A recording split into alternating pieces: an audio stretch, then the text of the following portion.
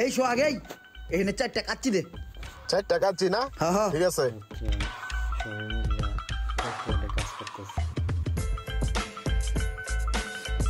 এই সোহাগ হয় না এখনো এতক্ষণ লাগে বাড়া তাড়াতাড়ি কর। পরেতে আমি বাবুর্চি থাকমু। হ্যাঁ ইমরান রহমান ধর।